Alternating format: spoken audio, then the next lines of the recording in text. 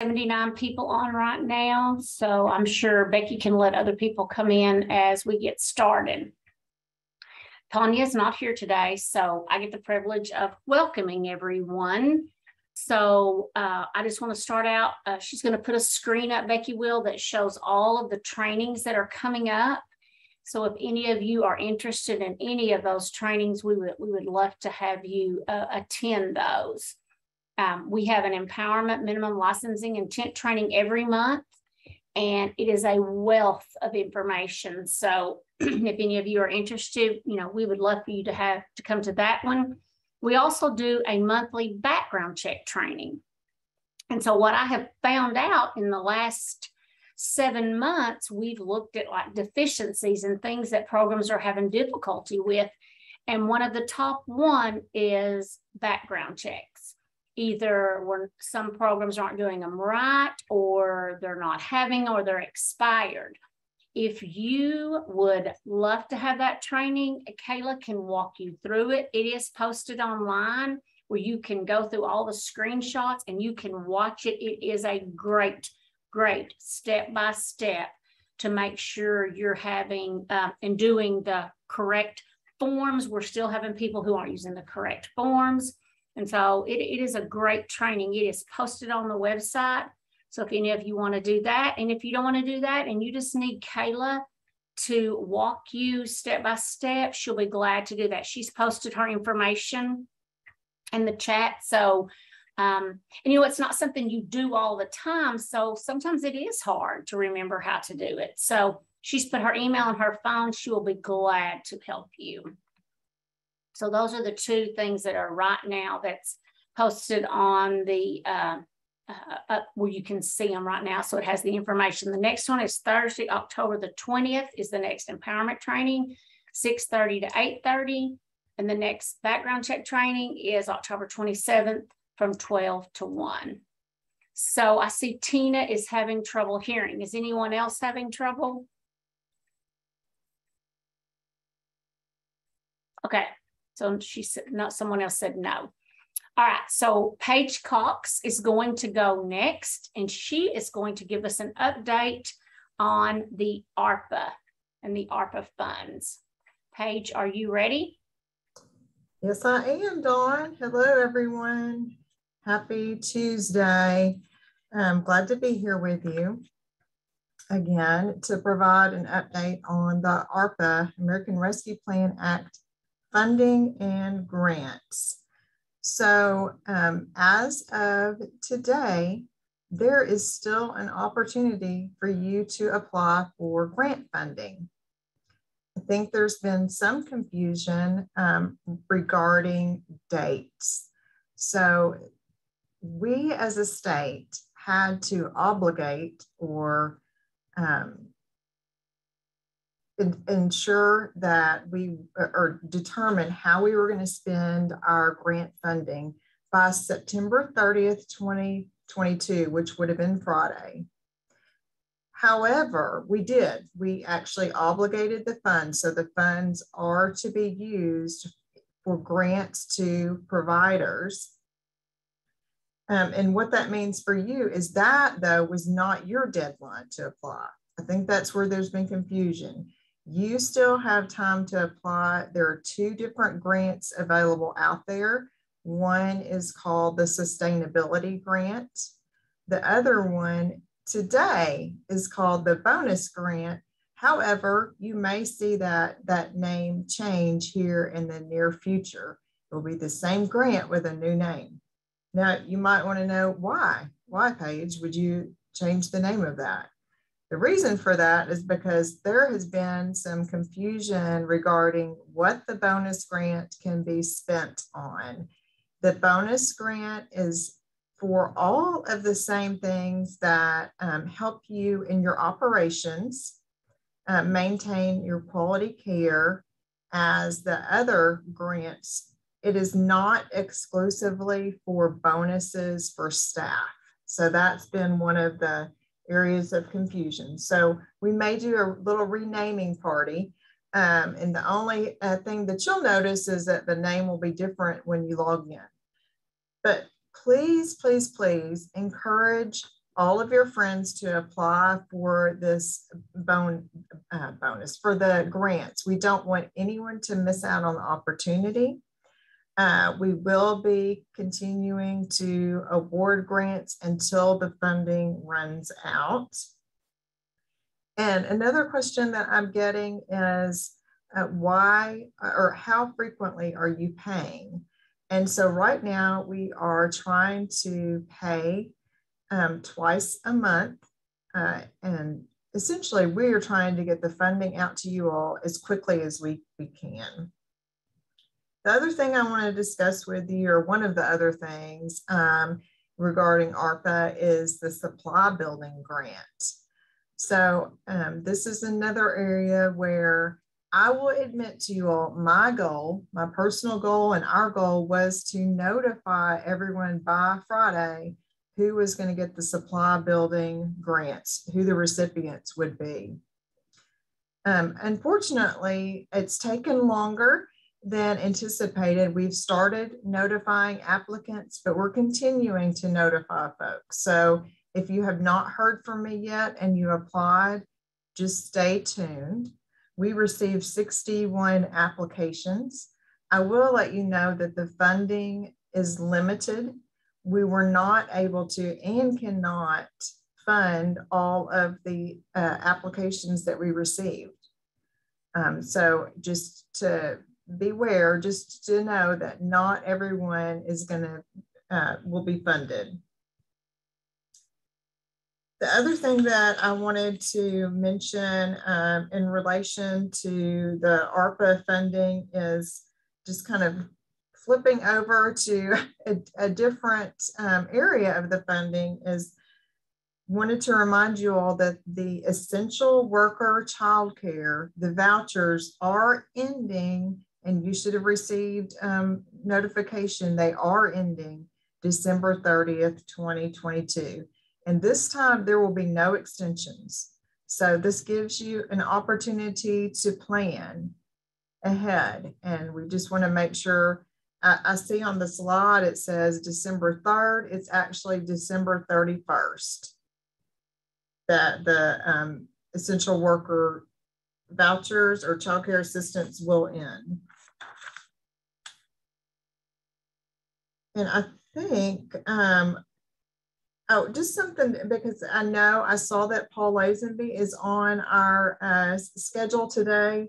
And you guys, ARPA has done so many things for us. And I just wanted to let everyone know, in case you didn't already, one of the ways that we've been able to utilize the funds is through the Teach Scholarship and Wages program. So we as a state used CCDF funds. We saw that this was something important long before ARPA was a reality, but we've been able to enhance that program. So I look forward to hearing from Paul today, as well as our other guests. Let's see, Dawn, do you want me to answer questions now or wait till the end? You can actually answer them as we go. So far, the one question I have seen was about making sure we did say December 31st or 30th. I think we put 30 and 31. And the other one is, was there a deadline to apply for any of the available grants? And I think maybe you answered those. You may want to go ahead and put that in there too, Paige.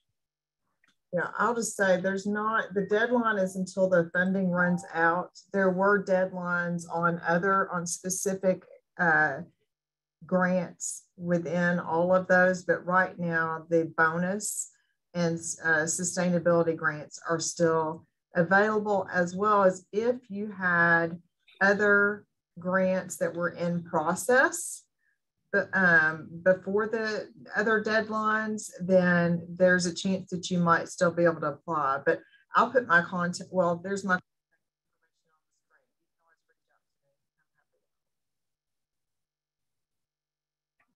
Paige, we lost you at the very, very end. Can you say that again? Your contact information is on the screen. It's on the slide. So feel free to reach out to me if you've got any questions. Great, great. we have been traveling some in the last few weeks too, and going into some sites. And I can tell you, I've seen some amazing things done with this ARPA money. And we've got 2 providers who are going to talk in December about some of the things they did. And if some of you on this call have some out of the box things that you're going, these are some things we've done with our money, I would love to hear from you. So our November call has been canceled. We will all be at a statewide meeting, so our next one won't be till December. But any of you that, if you've got some oh my gosh, let me tell you some of the amazing things I've done, or some things that I've done that I would have never been able to do, or things you've done for your staff. If you will let me know, we're going to try to get some of those out there and let people hear those. We have 2 guests today that are going to speak. Dr. Charlotte Rainey. Dr. Rainey, are you on the call? I may have missed you when. I am. All right, perfect. All right, so she's going to talk to us a little bit about Imagination Library. And me personally, the school district I came from, we were one of the very first ones to get it back. Gosh, I don't even know how many years ago, and I still have kids talk about those books. So it is an amazing thing. So we're going to let Dr. Rainey talk about that. All right. Thank you for having me. Can I share my screen? Here we go. So, can y'all see my screen? All right, so it's going to be really quick, and I just want to talk to you about Dolly Parton's Imagination Library. The reason why this is relevant is because with 0 to 5 children, right? And this program really leans into the research of impact of 0 to 5. So if you've never heard of Dolly Parton, then you're not breathing. Everybody knows who Dolly Parton is, right? And she's a singer who her father could not read, and she saw how that crippled him. And so she wanted to be known more as just a singer. And so she started this program, and it's called Dolly Parton Imagination Library. So let me see. Do you see the next screen? This is what it is. So it's a gift book. It's a book gifting program where we mail books to children every month. So our plan is, in an ideal world, the child will receive their very first book when they leave the hospital, right? We're developing more hospital partnerships as we're getting this going.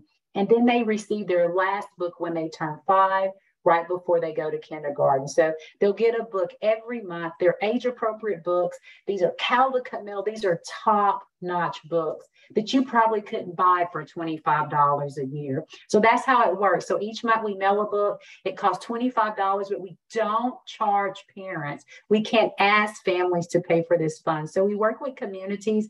Early Childhood Division, definitely one of our partners. DHS is a partner. The banks, like we have all these different people in the community to say, hey, we're going to make sure that if you're in Arkansas, you can get one of these books.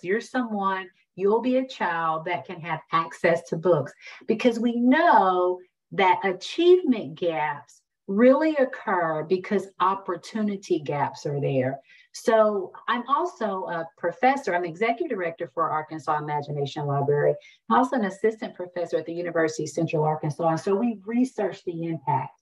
Education equity is one of my passions. And so we know that if we can birth the desire to read at an early age, it is a game changer. And you guys are with the kids at that point where we can birth the desire to read.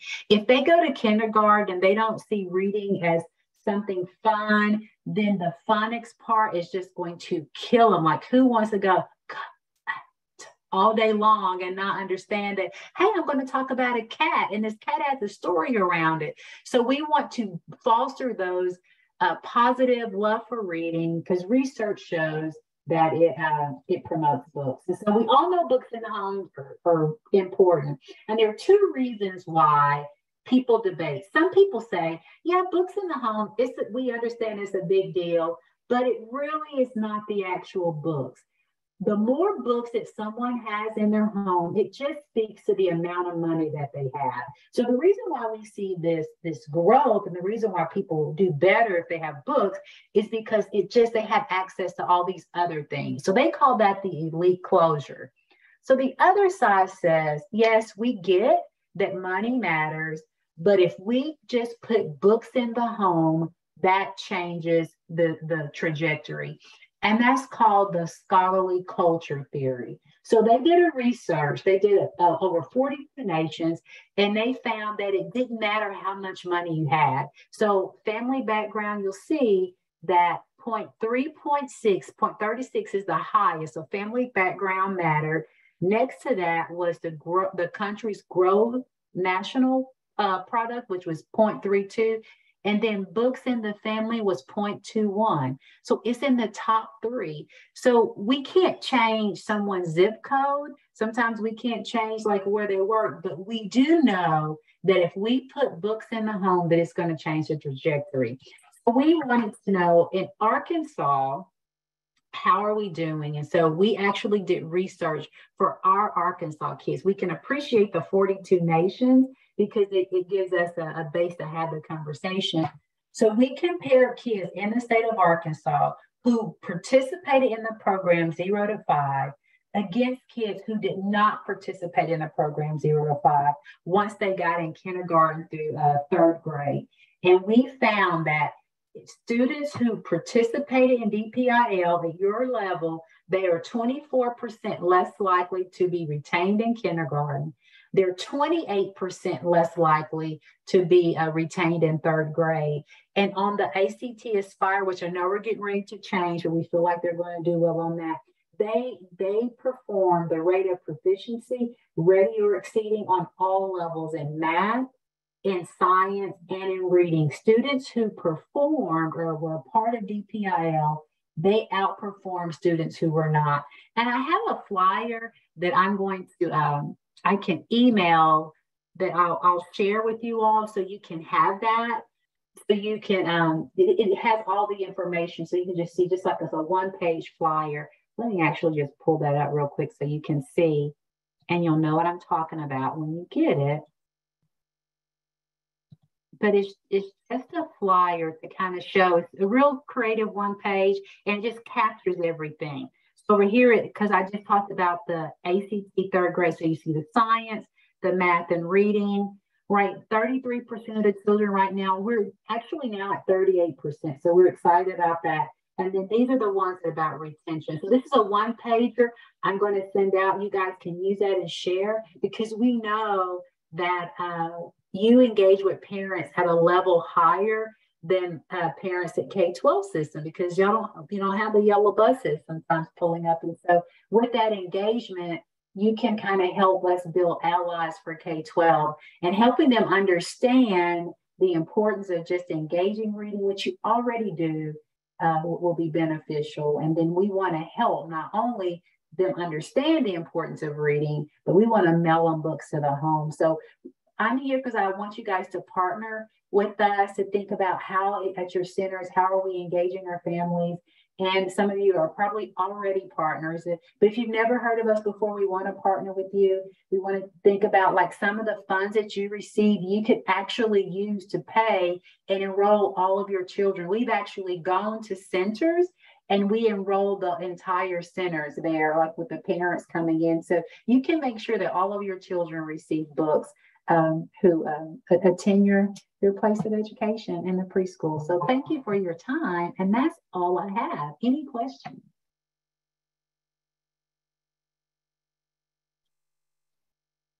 Dr. Rainey, would you care to put your contact information in the chat box? And that way, if someone does want to reach out to you. Yes, I'll do it right now. Okay. That'd be great. And that way, if someone doesn't have a question right now, but they can think of something later, yes, we can do that. And I'm married. I got married last year, so my last name is Parham, so you'll see that. All right. So it'll be Charlotte Rainey Parham. So you'll send, and that's my email address. Okay. But if you want me to come out, like we are more than happy to come out and help with parent nights. We offer that to K-12 systems, but we'll partner with you guys to do anything. Great literacy parent nights, when then we can do different things and the parents can enroll when they leave, so they can enjoy that evening, but also start receiving books. So thank you. All right, thank you. Thank you very much. Next, we've got Paul Lazenby, and he is going to talk to us a little bit about wages and teach. So, Paul, I seen you earlier, but. Hey, yes, I'm here. All right. Thank you. Good to be here. I'm going to share my screen also. If that's okay. If I can get all my screens working here. All right.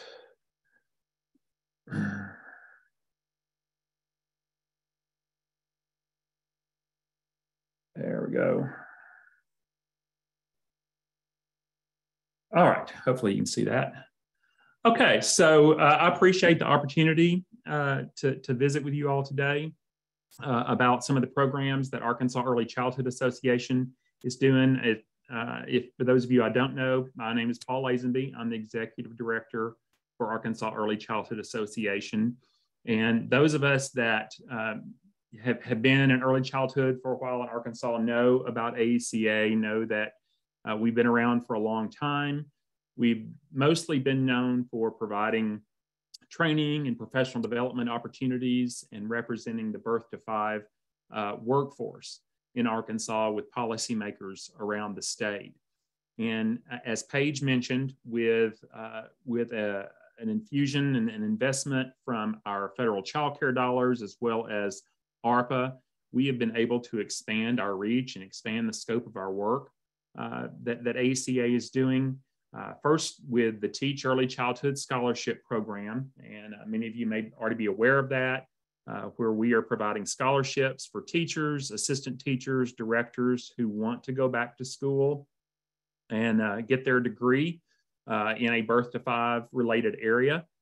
We now have the capacity to send you back to school and still keep your full-time work hours in your program. So it's a very unique program that we involve the child care provider, it involves the teacher, the college, as well as AECA. So it's a multifaceted partnership where we pay 90% of tuition and books for teachers to go back to school. And we are working with a variety of colleges and universities around Arkansas that offer birth to 5 programs where you can go back and we will pay the school directly for your tuition and fees. There's some additional pieces to teach, such as bonuses if you complete your coursework. We help with technology, as far as making sure you've got laptops and so forth for your colleges. So there's lots of benefits to this program. And as Paige mentioned, the infusion that we've gotten from ARPA has really allowed us to put together a very robust scholarship for any teacher or director who wants to go back to school. And I'll give you my email at the end of this presentation if you are interested in a scholarship, either as a director or teacher, or as a director if you want to make this available to your staff. I'll be glad to come and do Zoom meetings with you or with your staff or visit with you personally about it. So please let me know if there's any questions about Teach. I can do that. Today, I'm going to focus a little bit on the other program that we are doing right now, which is the compensation piece. We've been focused a lot on education through the Teach Scholarship, but we know it's hard to talk about education if we're not talking about compensation too. And again, with the generous investment of American Rescue Plan Act funds, we have been able to bring a program called Step Up to Wages to Arkansas. And that's what I will spend a little bit of time visiting you with you about, and then be glad to answer any questions about the program as well. So what is Step Up to Wages? This is a salary supplement program that's based on the level of education that you currently have. And the program provides for semi-annual stipends for teachers, directors, assistant teachers, those working directly with children in the classroom It provides a semi-annual stipend if you're working at least 6 months in the same child care program.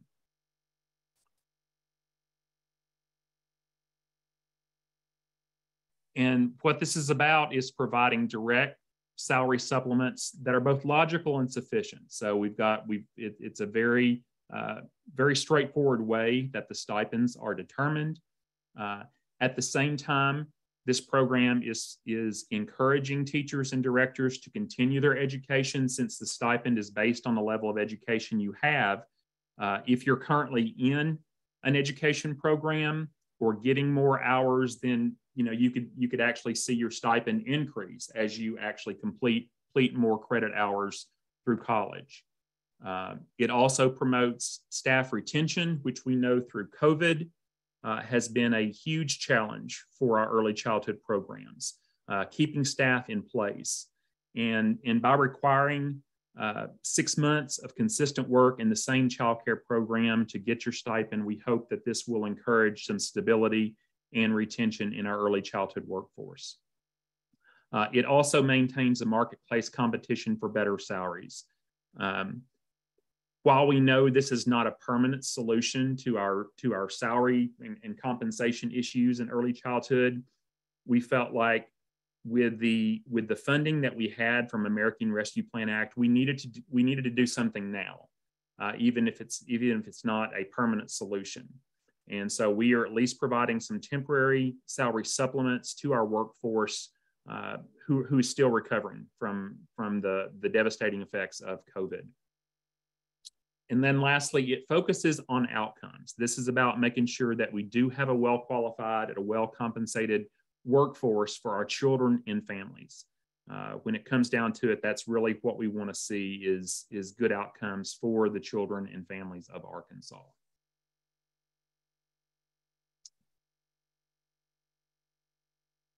And these are just some of the components of Step Up to Wages. Again, we've talked about compensation. We've talked about commitment, making sure it's about, that you're staying with the same child care program. It's about continued education.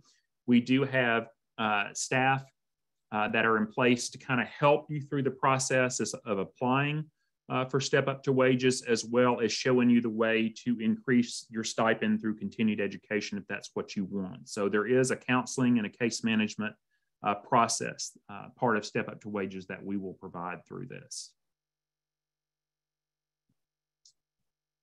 So what are the eligibility requirements for Step Up to Wages? So if you're interested in applying, the applicants have to hold an eligible position, and you see those listed there. It's a teacher, assistant teacher, director, assistant director, or family child care provider. And you are employed in either a child care center or a child care family home that's licensed through DCC ECE. You have to work at least 10 hours per week with children ages birth to 5. And that's something we really want to emphasize, is that this is about a program for birth to 5. If you have split job responsibilities, where let's say you're in the kitchen so many hours a week, you drive a van so many hours a week, you're in a school age program so many hours a week, you can still be eligible for the stipend as long as you're at least 10 hours a week with children birth to 5. So that's kind of the minimum of where the stipend starts. And there is a maximum earning cap of $23 an hour for this. Again, we really want the funds to be targeted for those that are in the lower end that need that additional compensation. So there is right now a cap of $23 an hour is the maximum you can currently earn. And you also have a level of education that's listed on the salary supplement scale. And I'll show you the scale here in just a moment. But you can see most of it will be credit hours in a college program from a regionally accredited school. And then finally, working at least 6 months in the same child care program before you receive the stipend and at the time of your employment confirmation.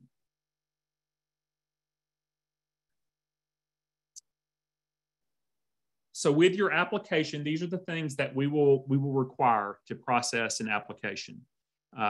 You will list the program where you are working, either the licensed center or the licensed home. We will confirm the licensing status with the state database.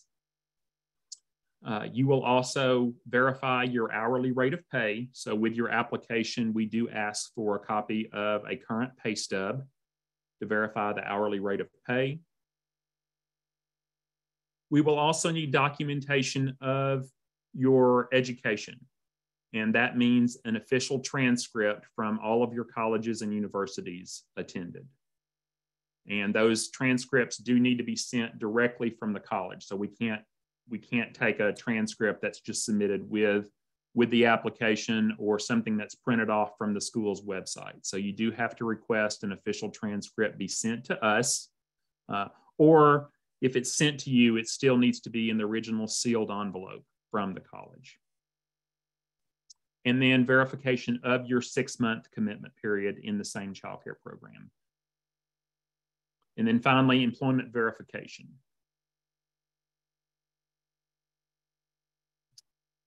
So this is the salary scale that I talked about earlier that lists the different levels that you might qualify for with a stipend. And as you can see, we do start with the national CDA. So those teachers that do have a CDA from the council, a current CDA, you would be eligible for a stipend. The next level would be 12 college credits of early childhood or child development, meaning birth to 5 hours. And then you go through and you can see the different levels as it goes up. You know, just about any sort of associate degree, bachelor's degree will qualify, even if it's not in early childhood. You see we have like a level 3, the associate degree with less than 12 birth to 5 hours. And it just continues to go up the scale all the way to a 4-year or master's degree doctorate with at least 18 hours of birth to 5. So we will, when we get your application and we receive your official transcripts from your colleges and universities, those transcripts will be reviewed for the degrees earned as well as the number of birth to 5 hours. And there are different things that will qualify for birth to 5. It may be early childhood, but it may be different departments at different schools. It may be family and consumer science. It might be birth to kindergarten. It could be child development. Lots of different things could qualify. And it may even be coursework that's in other departments like exceptional children in the psychology department, child psychology. So we will not just look at the department. We will actually look at the individual courses to make sure that it does qualify as a birth to 5 course. And just know on this scale, as we review the transcripts, we are really looking for a way to make sure you get the maximum possible. We're not trying to make it difficult. You know, any possibility that we can give credit for a birth to 5 course on a transcript, we will certainly do so. If we have any questions about that, we may even look in a school's course catalog, for example, again, just to see if there's any connection to birth to 5 where you can get credit for that course. So these would be the annual stipends amounts that are associated with each level. And then our wages stipends are paid out semi-annually. So twice a year, you would get half of this amount based on your level. And as I said earlier, if you're in the process of going back to school, so let's say right now you may not have any ECE credits, but you've got your CDA, well, you'd qualify for level 1 now. But let's say in 1 or 2 semesters, if you do have 12 credits by that time, you could actually move up to the next level the next time the stipends are calculated. So it is possible to move up the scale as you're going through the program. Paul, I think you've got a couple of questions. Okay, I was going to stop right now and just kind of see where we are. All right. One of them is, does same child care program mean same licensed facility, or could it include work at a location of a multi-site program? multi-sites will qualify as the same child care facility. And as long as it's basically the same tax ID number or under the same governing umbrella, then that would qualify even if you change physical sites. Okay. And then is this a program that, or can an individual sign up for this without the director's consent? Yeah, great question. The application is between the individual employee and AECA. So we don't require it. What we do require is that there is a page that the director has to sign off on that basically verifies your employment and your position with the program. But there is no financial commitment on the part of the program. The director is just verifying your employment is what they're doing. So there's really nothing that we're asking the director to do other than just give you a position verification. At the end of the 6-month commitment period, we will reach back out to the program to verify you still are employed with them and you did complete the 6 months. But that's the only obligation of the child care program. And there's a question that says, is this only for people working birth to 5? And yes, it is birth to 5. Like I said, if you may have some mixed responsibilities. Let's say maybe you're with birth to 5 for a lot of the day, and then in the afternoon you go to a school age program, or like I said, you drive the van or whatever. As long as you're at least 10 hours a week in a birth to 5 classroom or with birth to 5 children, you would still qualify for at least a partial stipend. All right. And it looks like Michelle graduated with an associate's degree thanks to Teach. So that's amazing. And then she wants to know if can she continue with a bachelor's, working on her bachelor's degree? Yes, for Teach scholarships, we do have several 4-year programs we are working with, Michelle. So if you reach out to your Teach counselor, we can review those programs with you, what you might be eligible for. And how long will this program be funded? I guess until we run out of money, right? Until we run out of money. And that's what we're making it very clear. That I can't begin to talk about the gratefulness, the thankfulness we have for the division for investing in this. It has put Arkansas on the national map again. Our partner out in North Carolina that actually licenses both Teach and child care wages, they are just amazed at the investment that Arkansas has made here. So we have a chance to do something I think really important. Wages is using ARPA funds right now, which means it is time limited. It is not a permanent program. Now, does that mean we're not going to try to make it permanent or see what we can do? Absolutely. But for right now, we do have to say it is a time limited grant funded program through 2024 is where ARPA is what ARPA runs through. All right. Is there a way staff will know that they've gotten their application or that it's been processed? Yeah. The application process right now is we're working as fast as we can. I will say we started taking applications the first week of August. We have about 1,400 applications right now.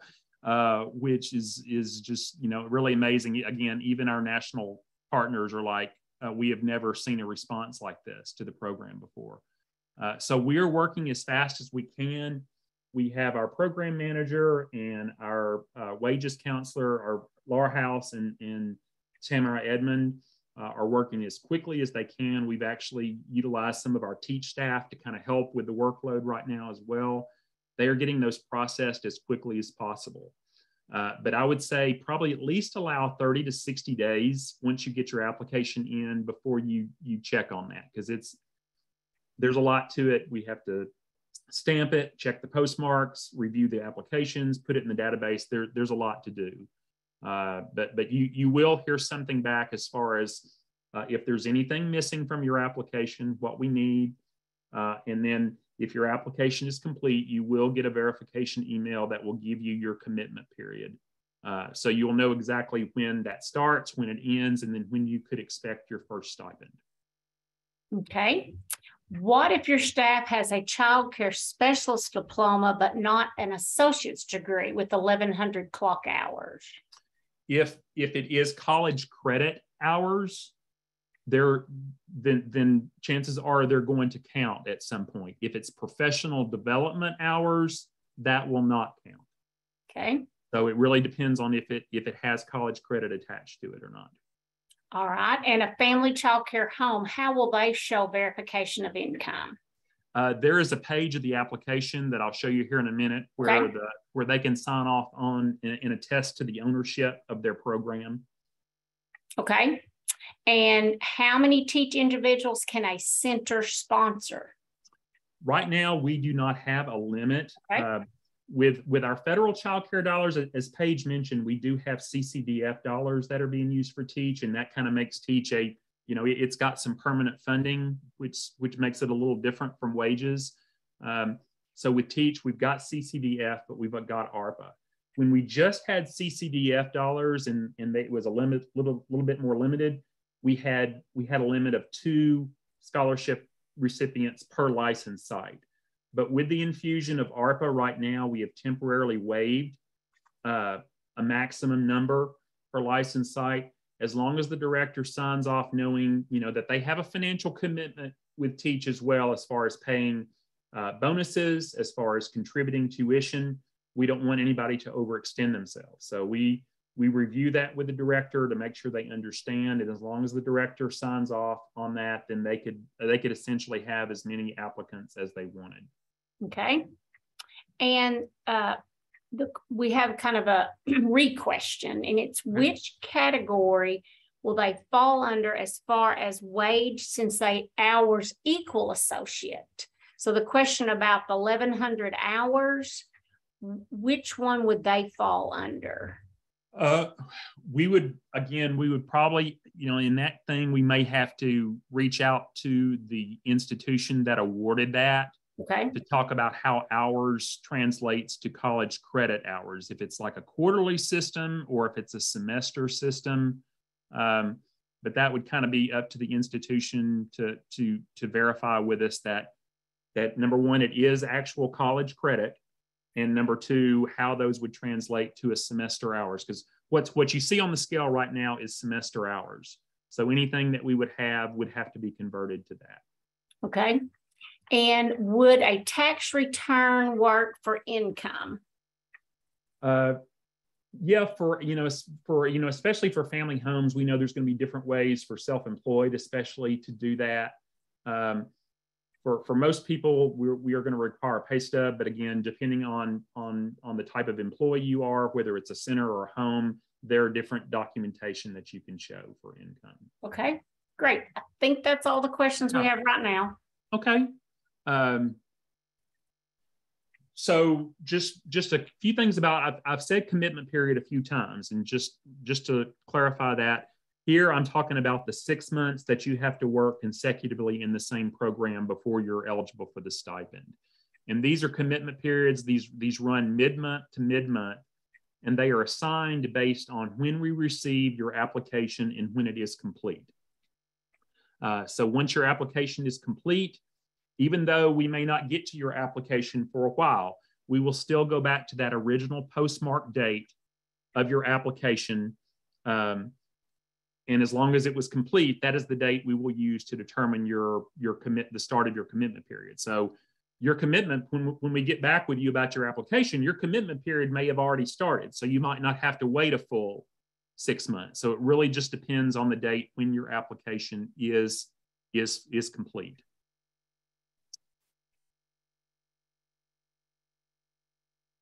A couple of just some benefits here about wages that we really like to emphasize to the workforce is that the nice thing about this is the money comes directly from AECA. It's not going to be put in your paycheck. It's not going to be paid through your employer, but you will get a check from Arkansas Early Childhood Association directly for your stipend. So this gets money directly into the hands of the workforce.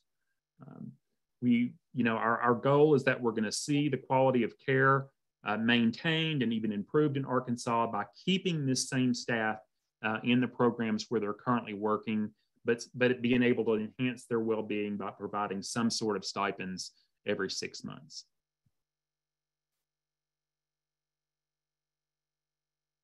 You know, we know that, again, I think I'd be preaching to the choir here if I read this, but we know what turnover looks like in our workforce, especially the directors out there.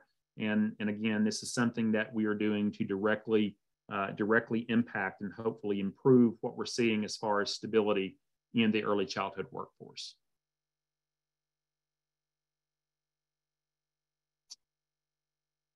Childcare wages has actually been going on nationally for some time. There are several states that have been participating in wages for several years, and you can see the impact that they have made nationally in some of the stats, just reducing the turnover rate, emphasizing continuing education, you know, the amount of money that's been paid out to the early childhood workforce through wages. So again, we're hoping to see some similar impacts in the state of Arkansas with this.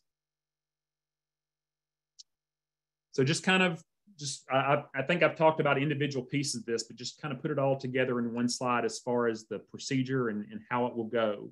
Is you will turn in you will send your application in. You can email your application. You can mail your application. Once everything is complete, we will process your application. Again, if there's anything missing, pay stub, a page of your application or your transcript, we will let you know that. Once it's complete, we will send you a notice stating your application is complete, setting your commitment period so you will know what your 6-month period is. At the end of that 6-month period, we will reach back out to your employer to verify you are still employed, to verify your 6-month work period, and then that's when the checks would go out that next month. So checks, assuming when you get your thing about your commitment period, the check would actually go out by the end of the following month after your commitment period.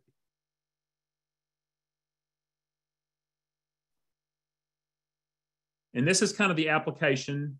This is the application, actually. There's a checklist, so when you're going through the application, you can make sure that you've completed everything you needed to complete. It's pretty straightforward as far as asking for your information, your educational background. And then this is the ownership status that I was mentioning before. So if you're a teacher or a director, but no, you're not the owner, you know, there's a place to check no ownership. But if you actually own the program, whether it's a center or a family home, there are places for you to attest to that here.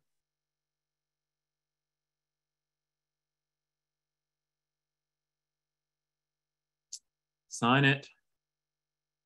Then here's the employment information and verification page. So that one page I told you that the directors needed to complete.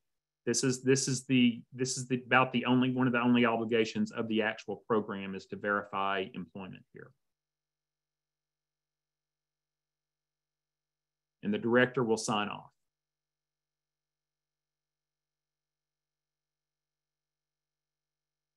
If you're a director applying, of course, you will need somebody else to sign off, whether it be, the executive director of your agency, whoever you report to, your board, somebody will need to sign off to verify.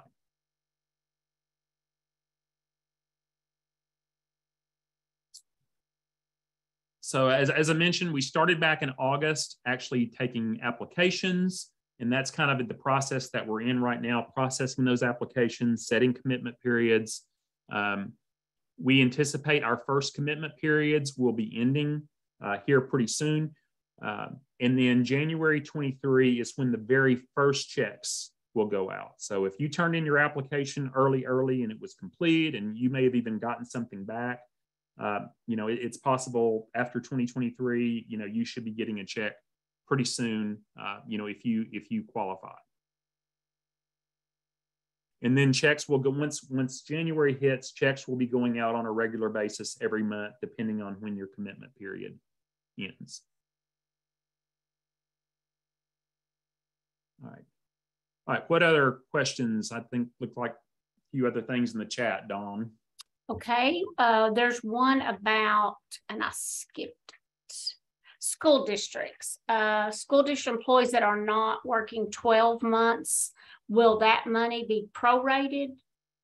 What we do is that we will allow you, if you do not work a full 6 months, let's say you take the summer off, you may have completed 3 months in the spring, and then maybe you're off for the summer. What we would do is we would allow you to make up that time when you come back. So you would basically sort of get an extension of your commitment period when the fall semester starts back. Okay. And how do they go about getting this application? You can go out to the ACA website, which, let's see if I can manage this technology here.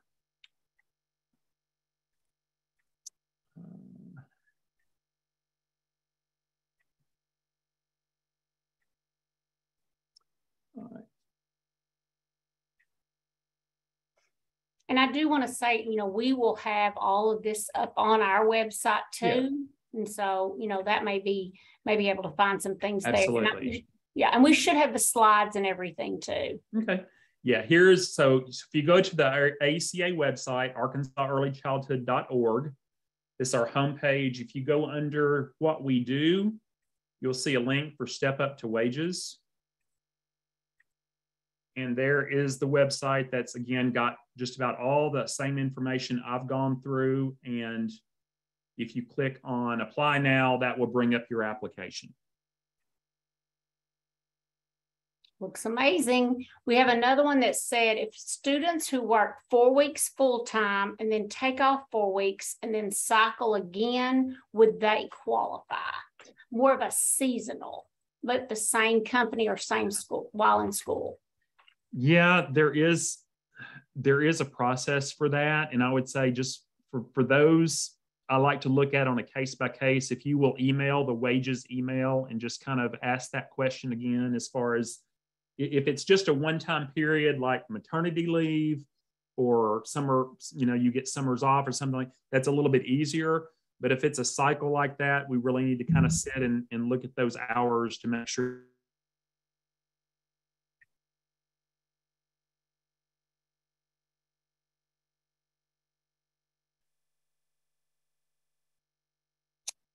So on my end, Paul froze up. Did he freeze up on your end too?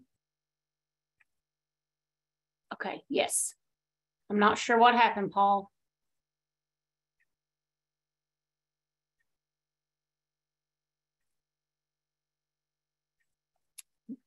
So, well, while we're waiting on him to come back, just like he said too, and we will have all this posted on our website. And it's all right there. I think it's, pretty self-explanatory. It'll walk you through. And then if you have something that's, different or not the ordinary, I would just be sure and email him too. I don't know if his information, if you caught it on that screen or not, but if you didn't, it'll be, there's his name. We're going to have Stephanie is now going to talk to us about Cacfp application, and we're about to run out of time, Stephanie. All righty, and I won't be very long. I apologize for my voice. I hope everybody can hear me okay. I just wanted to do a couple of general reminders really quick about the Cacfp for the Child and Adult Care Food Program applications for the 22-23 school year. So those have, we just passed the application date of September 30th. But if you have not submitted your application, there's still time to do that. We put that date in place in hopes that we have this month to be able to get everyone approved. We have a lot of applications that have come in. So some of you guys may have already been receiving your 15-day notifications via email. They've also been uploaded into your application. So just take a look at those, make sure you're looking at the documentation in there. We're sending those out to help everybody know how they're doing progress wise. And if you have any questions about those 15-day notices, please contact your application coordinator and they can help walk you through. Some of the COVID waivers have been submitted. There are others that are in process. Just remember, if you have applied for a COVID waiver for Cacfp, be sure that you have an approval on that from our assistant director prior to implementing that into your program. You do have to have the approval to be able to operate that waiver. So just make sure you have received confirmation of that approval before you start your operation date. And I believe that that is it. All right. Thank you, Stephanie. We have 5 minutes, and so Becky's going to wrap us up with a little bit of ELS information. One thing I do want to remind everybody is our November call is canceled and that we will have one in December. So Becky's gave us some information at the top about some common errors we're seeing. Hey guys, yeah, I hope you're all enjoying the new enterprise licensing system. I do know from our end, working with our IT team, we're starting to hear less and less from the providers and even from our staff, which means yay, like we're learning it and we're getting in and we're using the system. I do have 3 issues that I've kind of seen some of our providers have with ELS and some of those solutions. So if you are falling into one of these buckets, for sure, try one of these solutions. And I've got my contact information below there. Just reach out to me too. I'm very happy to help. I think that the first one is you're going to log in and you can't see your facility information. This is a really quick fix, and I can fix this for you, or you can reach out to your licensing specialist. We're going to do back of house what we call enable your portal access. So it can be done pretty quickly. We see this a lot of times when you have staff that log in, like maybe you've got like your finance person who has to pay the fee. So they go in and they create their account, but when they get in, nothing's there. That's just because on our end, we need to go back and just enable that portal access. We can get that for you. We do have some people too that they can't log in. They'll hit like the forgot password and like nothing happens, or the screen is gonna blink, or something happens there. What you can do on that one is we're gonna have our IT send you a password reset. It seems to fix the glitch for forever. When we send that, when we send IT that password or their ticket in order to get your password reset sent, we do need those 2 data points down there. We need the email address that you're using to log in, and we also just need your first and your last name. That's how they're going to search it back of house. That seems to fix the issue for you. And the other thing is, if you can't pay your annual license fee, we're seeing a couple errors. We're seeing something where it gets timed out. We're seeing something where there's like this red bar message that says to contact your support person. The remedy to fix this seems to be to check your internet browser. Chrome and Microsoft Edge is what's really working out very well for all enterprise licensing systems. We also notice that like if you're trying to pay that fee using your mobile phone, even though you are using Chrome, it's not working there. So we would encourage you to just try to use that on your computer. I hope that helps. And if you've got anything else that's weird going on out there, just reach out. My contact information's there. I'm here to help you. All right. Thanks, Becky. So Paul's internet has went out. So he's got his information up there too. So if you can see that, and then again, everything will be posted on our website. We have 12:58, so I'm going to give you back 2 minutes of your time, and I hope to see you all in December. The next call, December 6th. All right. Thanks a lot for all you do. Bye-bye.